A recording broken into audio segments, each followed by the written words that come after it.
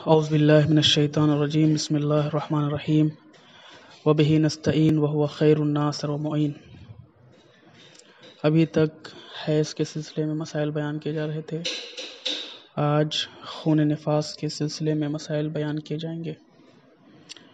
مسئلہ نمبر 514، بچے کا پہلا جز ماں کے پیٹ سے باہر آنے کے وقت سے جو خون عورت کو آئے، اگر وہ 10 دن سے پہلے یا 10ویں دن کے خاتمے پر بند ہو جائے تو وہ خون نفاس ہے، اور نفاس کی حالت میں عورت کو نفسا کہتے ہیں۔ مثال کے طور پر اگر کسی کے یہاں ولادت ہونے والی ہو تو ایسی صورت میں ولادت کے وقت بچے کا پہلا جز ماں کے شکم سے باہر آنے کے بعد عورت کو خون آتا ہے، اسے خون نفاس کہتے ہیں۔ اس کی مدت 10 دن سے زیادہ نہیں ہوتی، کبھی کبھار 10 دن سے کم یا 10 دن تک آتا ہے، لیکن اس کے لیے شرط یہ ہے کہ بچے کا پہلا جز ماں کے شکم سے جیسے ہی باہر آتا ہے اس وقت سے یہ شروع ہوتا ہے اور زیادہ سے زیادہ 10 دن تک رہتا ہے۔ مسئلہ نمبر 515، جو خون عورت کو بچے کا پہلا جز باہر آنے سے پہلے آئے وہ نفاس نہیں ہے۔ بالکل مسئلہ نمبر 14 کی تشریح بیان کر رہے ہیں یہاں پہ کہ اگر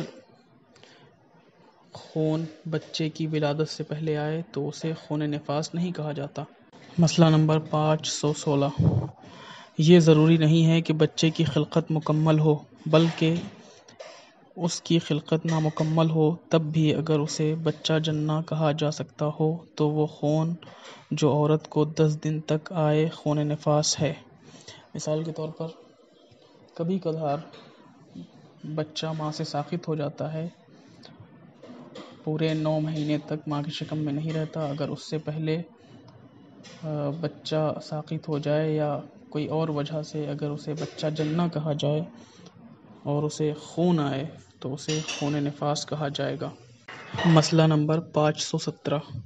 یہ ہو سکتا ہے کہ خون نفاس ایک لحظے سے زیادہ نہ آئے لیکن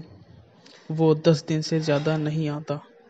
یعنی ممکن ہے کہ کبھی صرف اسی وقت آئے بچے کو، اسی وقت خون آئے کہ جیسے ہی بچے کا جز باہر آتا ہے اس کے بعد سے نہ آئے، لیکن زیادہ سے زیادہ 10 دن تک رہتا ہے، اس سے زیادہ خون نفاس نہیں ہوتا۔ مسئلہ نمبر 518، اگر کسی عورت کو شک ہو کہ اسقاط حمل ہوا ہے یا نہیں، یا جو اسقاط ہوا ہے وہ بچہ تھا یا نہیں، تو اس کے لیے تحقیق کرنا ضروری نہیں اور جو خون اسے آئے وہ شرعاً نفاس نہیں ہے۔ مثال کے طور پر اگر کسی عورت کو اسقاط حمل ہو لیکن وہ پتہ نہ کر پا رہی ہو کہ یہ بچہ ہے یا کچھ اور ہے، تو ایسی صورت میں جو اسے اسقاط ہوا ہے اسے تحقیق کرنا ضروری نہیں ہے اور جو خون آیا ہے اسے خون نفاس نہیں کہا جائے گا شرعی طور پہ۔ مسئلہ نمبر 519، مسجد میں ٹھہرنا اور دوسرے افعال جو حیض پر حرام ہیں احتیاط کی بنا پر نفسا پر بھی حرام ہیں، اور جو کچھ حیض پر واجب ہیں وہ نفسا پر بھی واجب ہیں۔ مثال کے طور پر مسجد میں ٹھہرنا، قرآن مجید کے حروف کو چھونا، نماز، روزہ، یہ تمام چیزیں حرام ہیں نفسا پر، کہ ایسی عورت کی جس کو خون نفاس آ رہا ہو یہ تمام چیزیں حرام ہیں۔ مسئلہ نمبر 520، جو عورت نفاس کی حالت میں ہو اسے طلاق دینا اور اس سے جمع کرنا حرام ہے، لیکن اگر اس کا شوہر اس سے جمع کرے تو اس پر بلا اشکال کفارہ نہیں ہے۔ یعنی مثال کے طور پر اگر کوئی ایسی عورت کہ جس کو خون نفاس آ رہا ہو، اس عورت کو طلاق نہیں دی جا سکتی، اسی طریقے سے اس سے جمع کرنا حرام ہے، لیکن اگر شوہر ایسی عورت سے اپنی بیوی سے جمع کر لے تو ایسی صورت میں اس پر کفارہ واجب نہیں ہوتا۔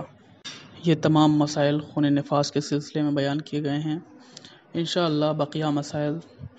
بیان کیے جائیں گے، اور جو بھی سوال یا کوئی ایسا شبہہ یا کوئی ایسا مسئلہ جو سمجھ میں نہ آیا ہو، رہ گیا ہو، یا درپیش آتا ہو لیکن اس میں بیان نہ کیا گیا ہو تو مجھے پرسنل پر میسج کر کے دریافت کیا جا سکتا ہے. انشاءاللہ وقت ملتے ہی اس کا جواب دے دیا جائے گا. وآخر الدعوانا ان الحمد للہ رب العالمین.